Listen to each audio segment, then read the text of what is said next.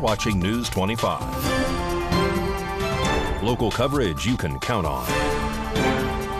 News 25 is brought to you by J.K. Nelson Law, voted best of Pahrump for 4 years. Give them a call, 775-727-9900. News 25 is also brought to you by Gunny's Air Conditioning and Heating. New, service, and repair. Call Gunny's, 775-727-6800.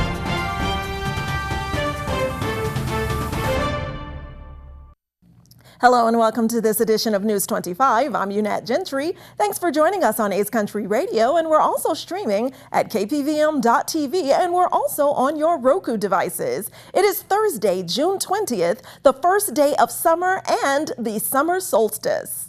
In our top story, a fatal stabbing takes place in Pahrump Park Wednesday afternoon. Nye County Sheriff's Office Search and Rescue along with Pahrump Valley Fire and Rescue Service arrived on scene and spoke with News 25. We also got sound from Sheriff Joe McGill with details about this story. Producer David Preston reports. Hi, this is Sheriff Joe McGill. We're at Pahrump Park and the Bob Roode Community Center right now. At about 4:45 this afternoon, we received a report into dispatch in reference to a potential stabbing. Patrol deputies arrived and located the victim who had been stabbed. The victim was a female and was transported to Desert View Hospital, where she was later reported deceased. Several witnesses were in the area and information was gathered from those witnesses. As a result of the information from the witnesses and deputies' earlier investigations, the suspect has been identified as Taylor Peck. That's P-E-C-K. He is a white male, about late 20s, 5'10", and 195 pounds. He was last seen wearing a white short-sleeve button-up shirt and denim shorts. The suspect was last seen possibly westbound on Basin, leaving the scene after the stabbing.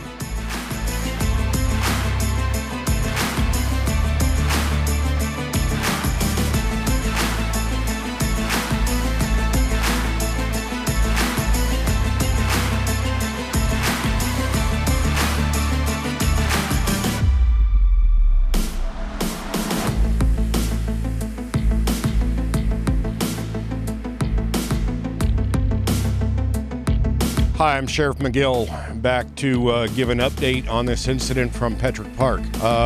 We were just doing an interview here with David, and about 5 minutes later, the information came across the radio that the suspect had been located. The suspect was located a short distance away near the Salvation Army on Dahlia off of Basin.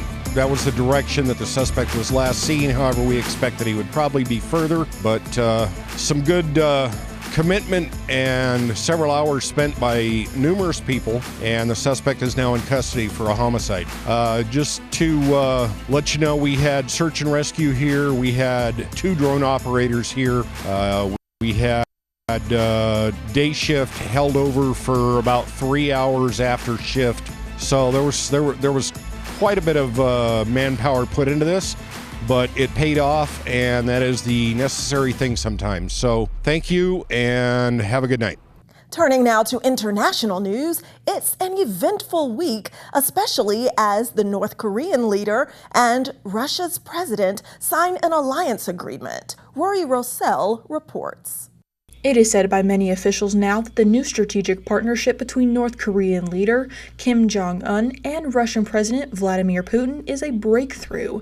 This pact requires both countries to use all available means to provide immediate military assistance in the event of a war, according to North Korean state media. While the agreement, inked Wednesday at a summit in North Korea, could represent the country's strongest deal signed since the Cold War, there are differing opinions on how strong the security of this commitment really is. is. Kim claimed that the deal elevated bilateral relations to the level of an alliance, while Putin was more understated and did not call it an alliance. Some may be wondering what the economic aspect of this pact is. According to North Korean media, North Korea needs food, materials, and other goods, and in turn it can supply Russia's war-depleted workforce with labor. Those workers can convert wages in rubles to dollars or euros, potentially becoming a force of a hard currency that North Korea desperately needs. One of the first knock-on effects of the agreement came on Thursday, when South Korea's government said that they would reconsider its policy of limiting its support to Ukraine lethal supplies. Growing arms supporter has provided humanitarian aid to Ukraine, but it has not directly provided weapons to Kyiv. Turning back now to local news, a Las Vegas man is arrested for shooting his girlfriend after cheating allegations. A Las Vegas man is facing an attempted murder charge along with other charges after police report that he shot and injured a woman in the Central Valley earlier this month. Metro Police identified the man as 37-year-old Tony Corrado as the suspect in an incident occurring on Sunday, June 2nd, when a woman came into the hospital with a gunshot wound. According to an arrest report, the unidentified victim originally told officers that she was randomly shot while walking to a friend's house and a random man took her to the hospital. Investigators later found out that she had been shot by a man identified as Corretto, who had been in an on and off relationship with her for about 3 years. She said that she got into an argument near her home near Penwood in Arville in Las Vegas, and when she tried to leave, he accused her of cheating on him and shot her twice, striking her in the thigh. It was also revealed in the report that Corretto had returned back to the home to take her to the hospital. The woman later stated that the two had previous incidents of physical violence, but she never reported them because she did not want him to get in trouble. Court records show that Corretto had previous arrests for trespassing and additional arrests out of California, as well as 3 felony convictions. He was arrested on June 13th and is going to be back in court on July 2nd.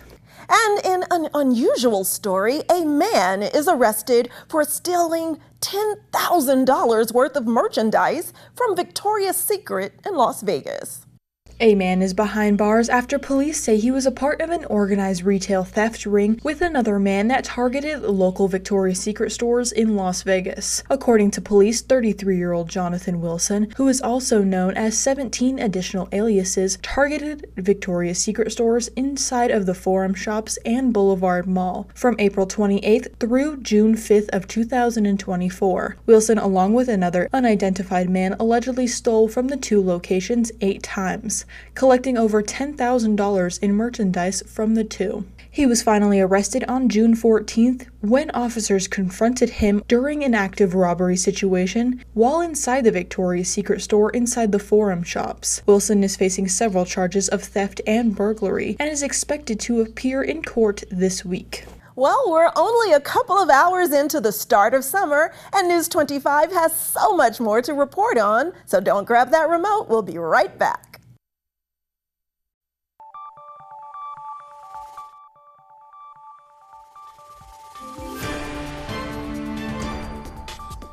You're watching News 25. Local coverage you can count on.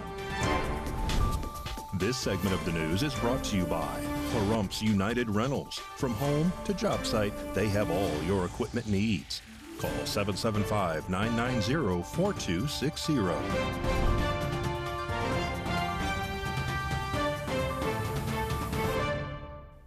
Welcome back to News 25. Well, our Las Vegas correspondent, Maria Centers, is joining us now from Nellis Air Force Base in North Las Vegas with an inside look at the women who are protecting our country. Feminism and female empowerment comes in an array of forms across all political ideologies here in the United States. As the amount of women enrolled in the U.S. military continues to grow, we are now joined by 2 powerful U.S. airmen who detail their invaluable experience as they safeguard our nation and our allies in the most unprecedented of times. One of my greatest accomplishments early on was that I was able to manage a young child and do 12 hours worth of work 4 days a week, all while doing it alone. After my deployment to Afghanistan, I came back. I had been DSD'd to recruiting, so I went to Los Angeles, Recruiting is extremely male-dominated. There was one female chief in recruiting at the time. She was my squadron chief. She said, "You're a single mother?" Because at the time I was single. She was like, "I probably wouldn't have hired you." Women were initially admitted to military service academies back in the 1970s. It's very empowering to know that my shipmates can rely on me, whether I'm a woman or not, especially being at my age. I'm only 18, and I still have a lot to learn, but I feel like at this moment in time, like, it's just really nice. Females are most represented in the U.S. Air Force, totaling 20% of its enlisted force. That was the first time anybody had really told me that they wouldn't pick me for something because I, was a parent, a single parent, and I had to really take a look back and be like, well, maybe this will be really hard, but I can still do it. So those 4 years were really trying, but I did meet my wife. We got married there. After that, I came back to the career field and came to Andrews. I just have a lot of life lived in a shorter time, in 15 years, that gives me an interesting perspective to help airmen around me. The amount of active duty military women has risen by 2.9% since 2005, according to the U.S. Department of Defense. They teach me a lot. They can also rely on me a lot too. The most powerful moment for me was graduating boot camp. I had a lot of struggles in boot camp personally, so when I was able to actually walk with my division to the finish line and I got to see my family at the end, it was just great. I cried.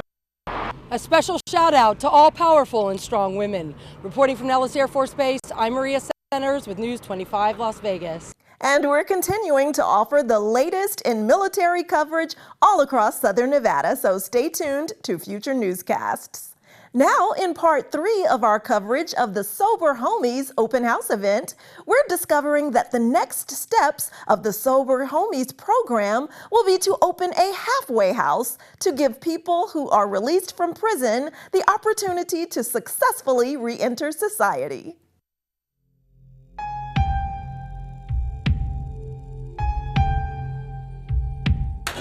Amen, amen, amen. Can I get an amen? Amen. You guys over at the gazebo trying to eat up all that food. Can I get an amen? Amen. So it's a blessing to be here in the town of Pahrump. We got Commissioner Frank Carbone here. We got Daryl Ponder from Hope for Prisoners. Robert DeBoss is the director for our Sober Homies chapter. We got News 25 in the house, the man that makes the noise in the community. Amen. And then also I want to introduce you to the president of the Triangle Club out of Las Vegas, Steve. This is my boy, Steve. You know, this location right here is where we do our Fight for Sobriety meetings. Can I get all of y'all to say Fight for Sobriety? Fight for sobriety! That's what it's about. It's about us coming together as a ministry, us coming together as a unit, us being able to offer a hand up. Oh, let me introduce my daughter. This is my daughter, Tatiana. She ain't gonna stop bothering me till I do. Tati! Amen. We're a faith-based recovery program that offers a hand up to help people battling homelessness, addiction, or people that want to change their lives around. We help people coming out of the prison system. We help lifers that get out of prison by offering them a hand up in a different direction, a way of life through Sober Homies Outreach Ministry. Every single one of you are a success story in the program. That's why we brought all you guys out. Paul didn't build Sober Homies. God put a whole bunch of like-minded people together, and we worked together as a village to build one of the biggest faith-based recovery programs in Nevada. Amen. And that's what we do, is we reach out to the struggling people in the community and offer them a hand up and a way out of their situation. You know, Robert, where you at? Right. Robert's been a huge, huge blessing to us in the community. Robert stepped up to the plate on our behalf here in the town of Pahrump and led us into success. Robert, come on over real quick. Our goal, something we've been working on, something we're trying to do, is we're building a business plan to turn this location into the first Sober Homies halfway house. That is our goal. That is our vision. We're so successful in what we do that we want to start also being able to help all the people coming out of the prison system by being able to bring them in sober homies through our workshop program that we're building so that they could become productive members of the community like all of you guys. Now, can I get an amen to that? Amen!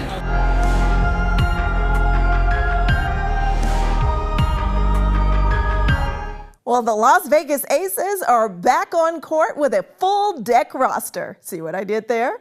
Your look at sports and so much more when we return.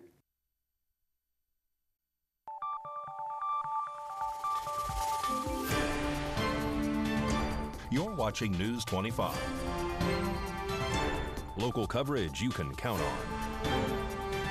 News 25 is brought to you by Mountain West Lawyer, Injury Attorneys, 727-9500.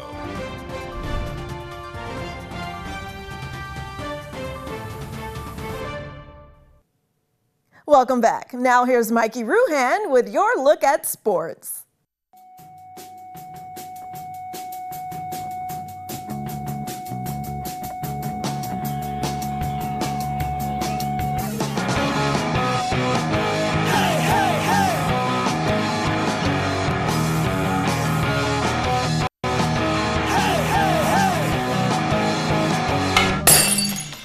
Time now for your News 25 look at sports and streaming at KPVM.TV and now on Roku devices. Las Vegas Aviators put the loss in Las Vegas last night. Tacoma Rainiers 7, Aviators 1. Rematch this evening at 7:05. The Vegas Golden Knights have unveiled their 2024 preseason schedule, which includes the team's first look at the new Utah Hockey Club. Vegas will have 4 home games and 2 road games on the exhibition calendar this year. The first game will be on the road against San Jose on Sunday, September 22nd, and the first home game is against Los Angeles on Wednesday, September 25th. Utah, the NHL's newest team, will come to town on Friday, September 27th. While technically an expansion franchise, the Utah Hockey Club inherited Arizona's roster and other assets, while the Coyotes sit inactive. The NHL season isn't officially over yet, but pending Golden Knights free agent appears unlikely to return. Forward Anthony Mantha told Canadian sports network RDS that he was informed Vegas will not re-sign him. The Las Vegas Aces took care of business last night against the Seattle Storm, winning 94-83. Next up for them, they welcome the Connecticut Sun tomorrow. And that's your look at sports on News 25. And next, Mikey's driving us through a very special first weekend of summer road trip tip.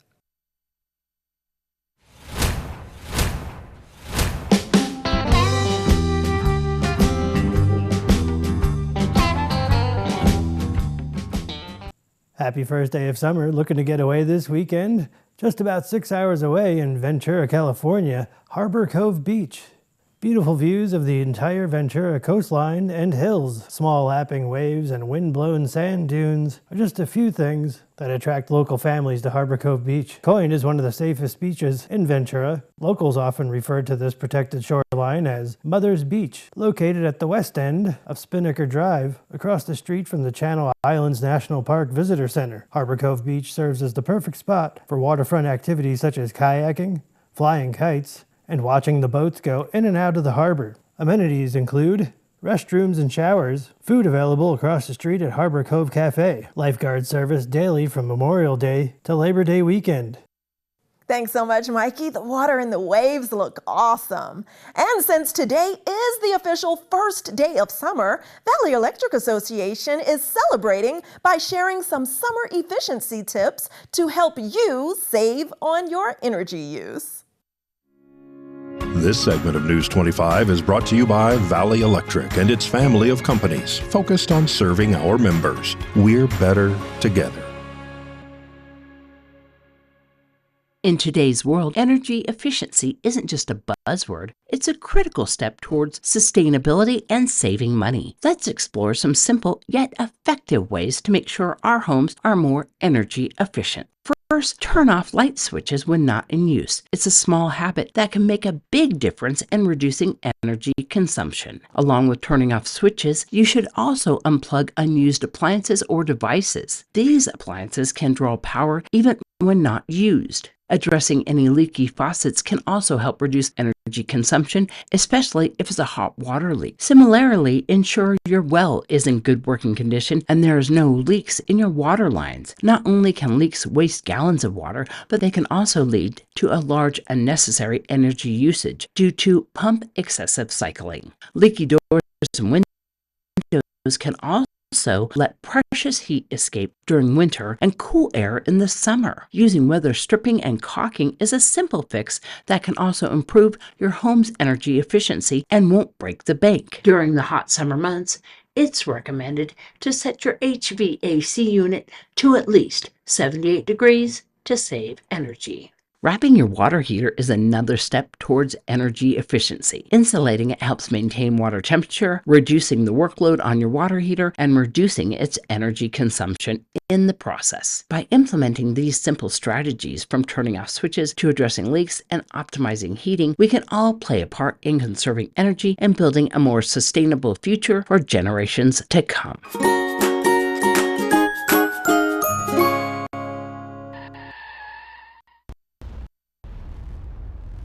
News 25 Weather Cam is brought to you by Lerner and Rowe Injury Attorney's Office in Pahrump. In a wreck, need a check? Call 702-877-1500. All right, summer officially began at 2 p.m. Not surprisingly, that's when our temperatures were around their peak. A closer look at our summer forecast after this break.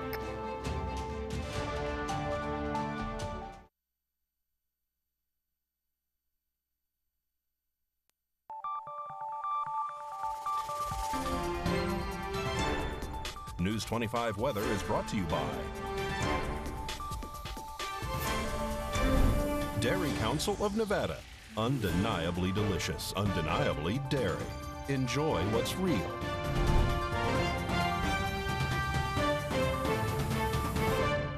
Good evening, Nevada. I'm Rory Rosell here from the Channel 25 Weather Studios and streaming everywhere at KPVM.TV and now Roku. Taking a look at Nevada right now, up in northern Nevada, Fernley is at 90 degrees, Fallon is at 92, Carson City at 87, Tonopah at 83, Goldfield at 85, Beatty at 95, just 10 degrees higher, Amargosa at 101 degrees, Las Vegas at 100 degrees, and Death Valley is at 112 degrees. But here in the paradise of Pahrump, it is currently 98 degrees. The high today just a little while ago was 100 degrees, even though yesterday it said it was going to be 99. It was sunny today, wind blowing south-southwest at 11 miles per hour, humidity 10% today. And the sun rose this morning at 5:26 and is going to set tonight at 8:04 p.m. The humidity does raise up to 18% and the wind continues to blow east-southeast at 9 miles per hour. The low tonight's going to be 70 degrees, but with clear skies. Let's take a look at the rest of the week. It looks like we're going to have mostly sunny skies for the rest of this week into next week, except for the few clouds that you're going to see on Sunday. We're going to be staying in the hundreds, with the lowest being 103 and the highest being 106 for 3 straight days. Make sure to stay hydrated, Nevada. Back to the desk. Here's Unette. Thanks so much, Rory. And we'd like to extend our condolences now to renowned Hollywood actor Donald Sutherland, who passed away at the age of 88 after battling a long illness. Sutherland is famously known for portraying President Snow in the Hunger Games movie series and as Hawkeye Pierce in the smash TV show MASH. Sutherland had a prolific career. News 25 wants to send our love to his son and fellow actor Kiefer Sutherland and the rest of their family and loved ones. Rest in peace. Well, that does it for this edition of News 25. I'm Unette Gentry, and from all of us here at KPVM and Ace Country Radio, thanks for tuning in, and we'll see you on the air next newscast. Good night.